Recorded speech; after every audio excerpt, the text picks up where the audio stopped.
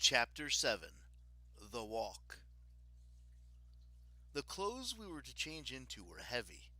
They were made of rubber with thick boots and gloves.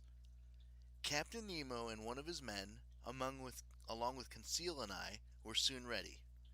In the end, Ned had chosen not to go. The poor man felt odd about the whole idea of this trip, and the suit of rubber was enough to make him back out altogether. Perhaps he needed a rest from all this mystery. Maybe, for once, he wanted to sit back and allow someone else to seek out the answers. For whatever reason, we gladly left Ned behind and set sail without him. One of the Nautilus's crew members handed me a gun made for underwater use. I took it and prepared to put on my helmet. The upper part of our outfit had 3 holes protected by thick glass. This would let us see in all directions. When the parts on our backs were hooked up, I could breathe in my helmet. With a lamp hanging from my belt and the gun in my hand, I was ready to set out on my walk. However, I found it impossible to take a step in the suit. I didn't need to worry though. I felt myself being pushed into a little room. Conseil followed me, and the door closed us in. We were once again in darkness. After a few minutes, we heard loud hissing. I felt the cold water rising around me. A second door opened. We saw a faint light. In another moment, our feet were on the bottom of the sea. How can I even begin to explain how great that walk underwater was? I no longer felt the weight of my clothing, my shoes, my air supply, or my thick helmet. The light around me was unbelievable. The sun's rays shone easily through the water. I could clearly make out objects that were 150 yards away.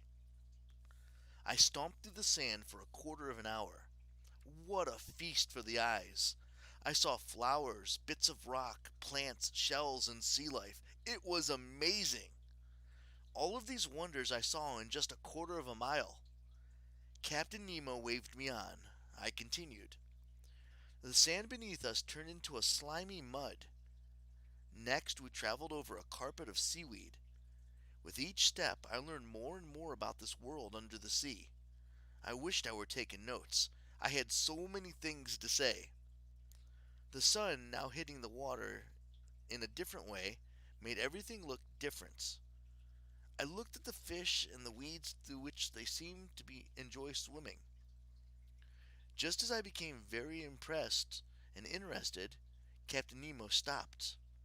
He waited until I joined him, and then pointed to a huge object in the shadows, a short bit away.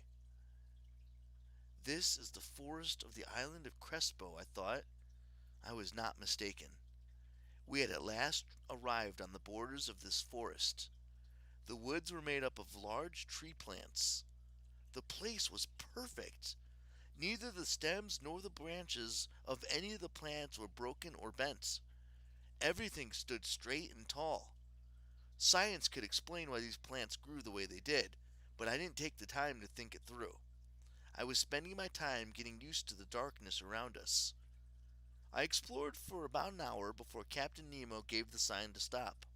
I was glad for a break. I lay down on the strange grass. This short rest relaxed me.